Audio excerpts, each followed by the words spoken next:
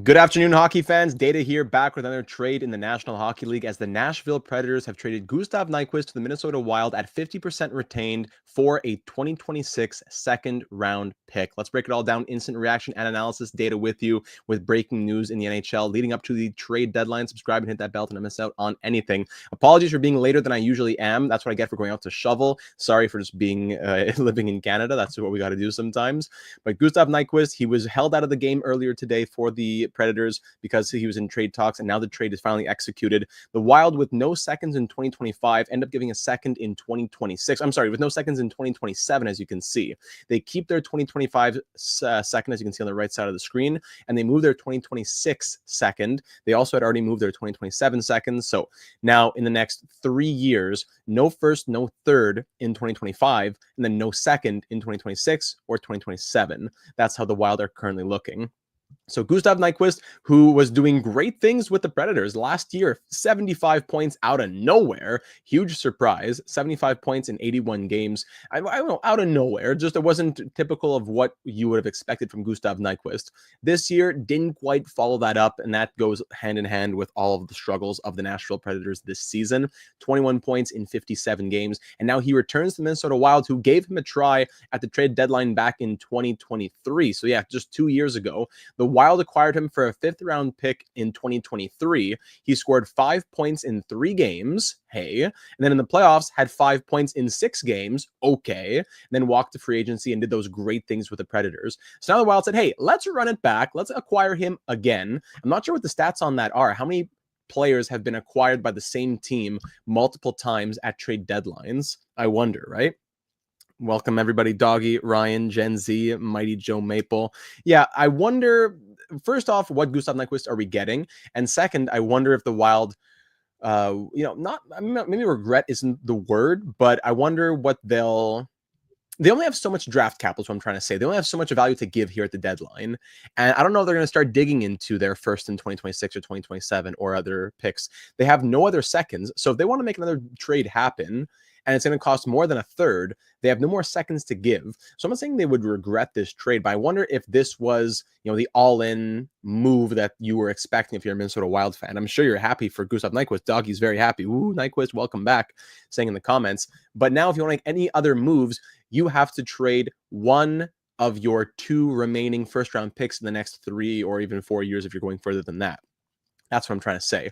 So if we look at the J Fresh card here, Gus Nyquist, acquired by Minnesota, is a veteran playmaking winger, produced over his head last year and decently under it this season. He's still a talented passer, but doesn't shoot or score that much. Isn't going to win many races and gives some back on D at 5-on-5, though he can penalty kill. So looking at what he provides in terms of the percentiles of the last 3 years over weighted average data. Gustav Nyquist is in that 35th percentile, projected wins above replacement, getting that second line ice time now at 35 years of age. He's on an expiring contract too, and is at 50% retained now with the Wild. Over the last 3 years of weighted average data, of course, definitely that 23-24 season will be boosting it up a little bit. Has had that big jump in offense. The finishing's come down, the defense has come up a little bit. But you know what? His even strength offense has continued to be just as stellar, if not better, into 2024-25. It's his finishing and his overall value. His value's gone up. It's his finishing, really, which has taken a huge dip. As you can see, in the 64th percentile of even strength offense the last 3 years, 7th of even strength defense. Okay. Primary assists, though, in that 80th percentile, that's where the value comes for Gustav Nyquist. 21st of goals, 69th of drawing penalties, 57th in the penalty kill, at league average there, 49th percentile of finishing, playing with and against higher or above average levels of competition. You can definitely say that. And yeah, his value today is definitely not the same as his value when the Wild acquired him at a deadline in 2023. 22 and 48 versus 21 and 57, a little bit lower. But when he came to Minnesota, he thrived. If you want to include the postseason, that's 10 points in 9 games as a Minnesota Wild. And then the Wild went on to lose in round 1 here in 2023. follows that up with a 75-point season. Is he still that player today? No, Gustav Nyquist is not, but he's playing some solid minutes on a bad team. He played, look at this, even 21:32 of ice time. He's been playing some heavy ice time. If we scroll down here, 17:39, and that's been what he's getting year in and year out. So it's not like it dipped or he had a big surge a couple of years ago. No, he's always been a 17 and a half, 18-minute guy for years now. Ever since like 2019-20, he's been in the same range of ice time, and he's put up, really good numbers and some not so good numbers all the same. So it's not like, okay, give him a lot of ice time and he'll do great, or okay, he's being buried, now give him some more in Minnesota. No, this is who Gustav Nyquist is. We're not really going to be surprised by who he is as a player. But the Minnesota Wild, now if we look at their depth chart, the Wild, and by the way, they still have $6.632 million in cap space as they bring in Gustav Nyquist at 50% retained at 1.592.5. So actually, this was not 50% retained at 3.2. This was at 1.5925. So he'll be an expiring UFA. And if we look at the depth chart here in Minnesota, the age is scary, yes, but he is a UFA. That's why it's not a big problem for the Minnesota Wild. Yeah. So right now, if Gustav Nyquist were to slot in on the first line with Kirill Kaprizov still out, Boldy, Rossi, Nyquist, I could see Nyquist not just thriving because it's more ice time, but I could see him in this better environment, in this more secure top six role. I could see him having not the 75-point season pace, but I could see him having more success. Boldy, Rossi, Nyquist, I like that. Marcus Johansson on your second line definitely hurts you. Freddie Gaudreau, Matt Zuccarello. So if give me Joel Eriksson-Ek, give me Kirill Kaprizov, take out Marcus Johansson and Frederic Gaudreau, and give me a top six of Boldy, Eriksson-Ek.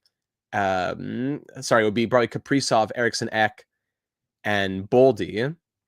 Then a second line of Nyquist, Rossi, and Zuccarello, let's say. And I like that top six a lot more for the Minnesota Wild. So once fully healthy, this will go a lot further for the Wild. Nyquist having to be that guy as the first line right wing is probably a bit too much. He's 35, Zuccarello's 37. I don't like all the reliance on the veterans for the Minnesota Wild. Yes, it's great to see Rossi 23, Boldy 23, but it would go a very long way to have Kaprizov and Eriksson-Ek back in that top six. So bump Johansson and Gaudreau down to the third line. Put Gons and Hinostroza down to the fourth line or whatever. Bump Lauko and Shore out of the lineup, whatever you want to do. And I'm a lot more confident. Defense is another question for the Minnesota Wild. Are you ready to go into the postseason rolling with Middleton, Faber, Chisholm, Spurgeon, Merrill, Jiricek? Of course, Jonas Brodin currently injured too. Bogosian also injured. Hartman also suspended. So give me a fully healthy, non-suspended, everyone in compliance Minnesota Wild team. And Gustav Nyquist is a lovely complementary piece to that middle six, but most likely to that top six, if not even to that full-time first line role. I like that for the Minnesota Wild, but just they got to get healthy. Is there a sniper for him to feed? With Kaprizov out, it would be Matt Boldy, I would think, right? As Ryan comments. Now, if I go over to the Nashville Predators, they now have $28.1 million in cap space. Oh my goodness. What can I see how many salaries they've retained? I don't think so. So they could definitely weaponize that cap space in a 3-team trade at the deadline if a team needs to have someone help out. They now have 3 firsts in 2025, 2 seconds in 2025, then 3rd, 4th, 5th, and 2 6ths. In 2026, this is now the first pick that they've acquired for the 2026 draft class. Is it maybe that's just not, I don't know if they have their own. Yeah, all their own. Okay. So now they have all those picks in 2025. They have an additional second in 2026. And they also have those 2 thirds and 2 fourths in 2027. So the Preds, are they going towards the full-on rebuild? Hard to say exactly. Forsberg signed on long-term. Stamkos signed on long-term. Marchessault signed on long-term, all in their mid to late, not all, I mean, Stamkos and Marchessault both in their mid to late 30s getting into there. Ryan O'Reilly, 2 more years after this one, he's 34. So they're there, and Roman Josi, 3 more years after this one, he's 34. Brady Shea, multiple seasons till 2031, he's 30. Not to say that the Preds are all super old, but the average age is definitely on the wrong side of wrong side of 30, right? Wrong side of 30 for the average here. So Gustav Nyquist, he was one of those 35-year-old guys that get to move out. They bring back in the 2nd-round pick. The Preds for this season, it's not happening, so fine. Get a second out of Gustav Nyquist. No problem with that whatsoever. That's about the value that you would be expecting for Gustav Nyquist, especially at not the guy that you had a year ago at 75 points. So I don't mind it for the Preds, but they need to wake up and figure out what is our plan for 2025-26. because we have an aging core who's, Stamkos is still serviceable, Marchessault is still serviceable, but what are we doing moving forward? For the Minnesota Wild, they need to figure out, especially with their cap situation changing in the near future, with the buyouts of Parise and Suter going from 14.7 million down to 1.6 million. They need to figure out, okay, Marc-Andre Fleury is going to be expired. We need a new goalie to be in there with Gustafsson. We need definitely some help on defense. We'll have expiring contracts to Johansson, to Nyquist. This is a next offseason question, but the Wild need to start figuring out what are we going to do to maximize the years of Kirill Kaprizov when he, what's going to make him want to stay in 2027 or 2026, I should say. How are we going to get the best out of Matt Boldy? How are we going to get the best out of this very team-friendly extension to Joel Eriksson Ek? One more year of Matt Zuccarello. It's not great to say Marcus Foligno making $4 million for 3 more years, but we got to live with it, so on and so forth. So I don't mean to make this a big breakdown of the Wild and the Predators as a franchise, but Gustav Nyquist, I like this a lot for him. In Minnesota, he had some success, 5 points in 3 games. If you include the playoffs, he had 10 points in 9 games back in 2023. His 82-game career average is a 50-point player playing 17 minutes. Now he should be probably in a bit of an increased role with the Wild. I would think 18 minutes plus. He's been seeing some of those nights. He played 21 minutes the other night in his last game as a Predator. So he could play bigger minutes, but he is not very fast. He's not going to be doing much on defense. He will get those primary assists. Who is he feeding? You'd have to think right now it's Matt Boldy. But into the coming weeks when everyone's healthy, give me Kaprizov, give me Eriksson Ek, and I love that top 6 for the Wild when everyone is around. That's what I'm trying to say here. If I go over to the comments here, let's see. Mighty Joe saying, hey, Data, when Habs become a playoff team, when will we get live playoff reactions from you as a Habs fan? I know when they were on their Stanley Cup run, I didn't end up doing that because I just wanted to enjoy the games. Like me, my dad, my family wanted to enjoy the games a little bit. I could see us doing that in the future. Maybe when I'm married on my own type of thing. I want to enjoy the games with everybody. We'll get there soon enough, I'm sure, Mighty Joe. So that's about it for my thoughts of the trade itself. Sorry again that I'm about an hour late. That's what happens when you're trying to shovel outside. But the Preds, I think, get a solid return for Nyquist. And the Wild, yes, they made a good trade here. But I wonder, would they not want to do more? And if they do want to do more, what are they going to use to get that value? Because they don't have much else. They have only firsts. They have no more seconds. They have only firsts.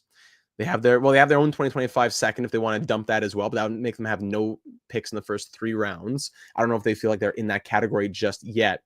So they'll have to consider that. I don't know if they want to start dipping into prospects. I would not. If I were the Minnesota Wild, I wouldn't want to start thinking about Riley Heidt or anyone else. I would not want to be doing that. But there you go. Yeah, lots of snow for us. So a decent amount here in Montreal. So that's it, ladies and gentlemen. Thank you for joining me for the breakdown. We'll be live for any other trade that goes down. So keep an eye here on the channel. Subscribe and hit that bell to be notified when we go live with breaking news and analysis in the real world of hockey. The Islanders went up earlier today as well. And yes, I agree, Ryan. The Wild need to keep buying. What value are they going to use, though? I guess they would have to use that 2025 second, or maybe even think about using firsts in 2026 or 2027.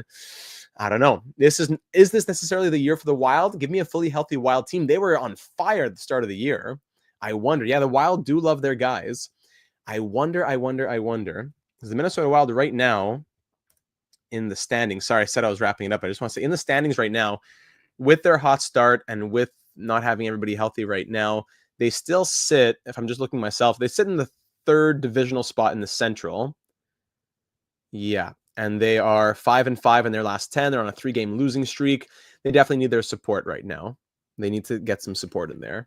All right, so we'll keep breaking it down as we lead up to the NHL trade deadline. We'll be live on March 7th, Friday, March 7th, with multiple hours of coverage. Looking forward to all of that, and I hope to see you there. Leave a like, and of course, leave your thoughts down in the comments on this trade. Join us in our Discord server where news is broken even faster, and where we're over 700 talking hockey, franchise mode, and much, much more. Thanks, everybody, and we'll talk again soon.